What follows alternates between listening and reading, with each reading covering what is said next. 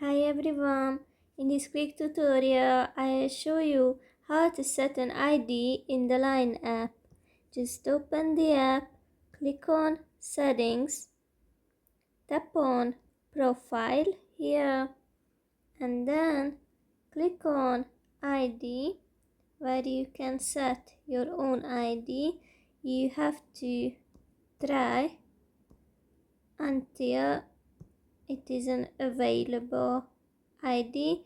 This one is available, we can see it here, but for example if I write something that makes sense, then it will show that the ID is unavailable.